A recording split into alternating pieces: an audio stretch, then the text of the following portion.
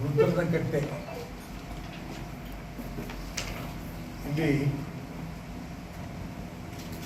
ಸ್ವಾತಂತ್ರ್ಯ ಹೋರಾಟಗಾರ ಸಂಗೊಳ್ಳಿ ರಾಯಣ್ಣನ ಒಂದು ಪುತ್ಥಳಿಯನ್ನು ಉದ್ಘಾಟನೆ ಮಾಡಬೇಕು ಅನ್ನೋಂಥ ಅಪೇಕ್ಷೆ ಆ ಗ್ರಾಮದ ಬಂಧುಗಳು ಬಂದು ತಿಳಿಸಿದ್ರಿಂದ ಆ ಪುತ್ಥಳಿ ಉದ್ಘಾಟನೆಗೋಸ್ಕರ ನಾನು ಬಂದಿದ್ದೇನೆ. ನಾವೆಲ್ಲರೂ ಕೂಡ ಆ ಪುತ್ಥಳಿಯ ಉದ್ಘಾಟನೆಗೆ ಹೋಗ್ತಾ ಇದ್ದೀವಿ.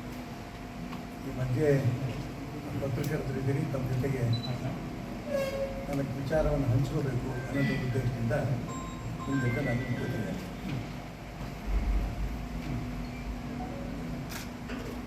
ಈ ಬರುವಂಥ ಲೋಕಸಭೆ ಚುನಾವಣೆ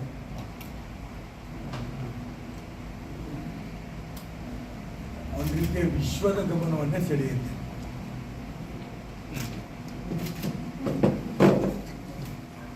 ಏಕೆಂತಂದರೆ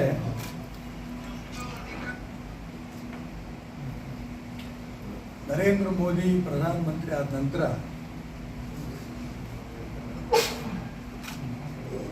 ಭಾರತದ ಜೊತೆಗೆ ಯಾವುದೇ ಒಂದು ವಿದೇಶಿ ರಾಷ್ಟ್ರಗಳು ನಮ್ಮ ಜೊತೆಗೆ ಇರಲಿಲ್ಲ.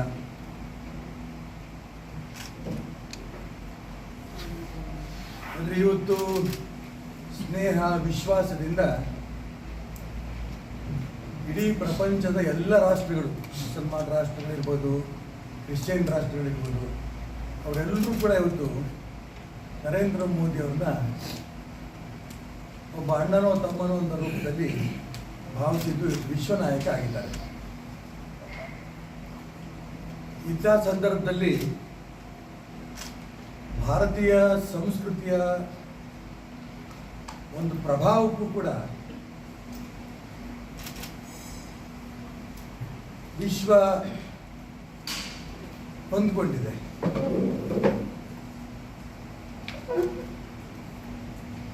ಯೋಗ ಇರ್ಬೋದು,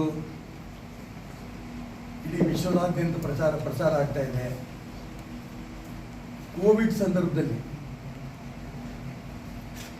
ನಮಗೇನು ಪರಿಸ್ಥಿತಿ ಅನ್ನೋಂಥ ಸಂದರ್ಭದಲ್ಲಿ ಸ್ವತಃ ಸಹೋದರನ ರೂಪದಲ್ಲಿ ಭಾರತ ನಮ್ಗೆ ಸಹಾಯ ಮಾಡ್ತು ಅಂತ ಸ್ಮರಣೆ ವಿಶ್ವದ ಎಲ್ಲ ರಾಷ್ಟ್ರಗಳು ಮಾಡ್ಕೋತಾ ಇದ್ದಾರೆ. ಇವತ್ತು ಭಾರತೀಯ ಸಂಸ್ಕೃತಿಯನ್ನ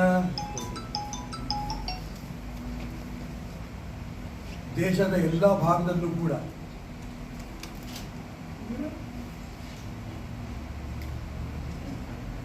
ಹೆಚ್ಚಿನ ಪ್ರಯತ್ನದಿಂದ ಸಂಸ್ಕೃತಿನ ಉಳಿಸ್ತಾ ಇರೋಂಥ ಪ್ರಧಾನಮಂತ್ರಿ ನರೇಂದ್ರ ಮೋದಿ ಅನ್ನೋಂಥ ವಿಶ್ವಾಸ ಎಲ್ರಿಗೂ ಬರ್ತಾ ಇದೆ. ಹಿಂದೆ ಈ ದೇಶದ ಮೇಲೆ ಆಕ್ರಮಣ ಮಾಡಿದಂಥ ಆಕ್ರಮಣಕಾರಿಗಳು ಕಾಶಿ ವಿಶ್ವನಾಥನ ದೇವಸ್ಥಾನ ಇರ್ಬೋದು, ಬೇರೆ ಬೇರೆ ದೇವಸ್ಥಾನಗಳನ್ನ ಒಡೆದಾಗ ಮಾತೆ ಅಹಲ್ಯಾಬಾಯಿ ಹೋಳ್ಕರ್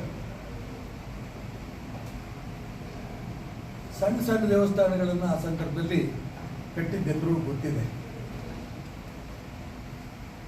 ಅದು ನರೇಂದ್ರ ಮೋದಿ ಅವರು ಬಂದ ನಂತರ ಕಾನೂನುಬದ್ಧವಾಗಿ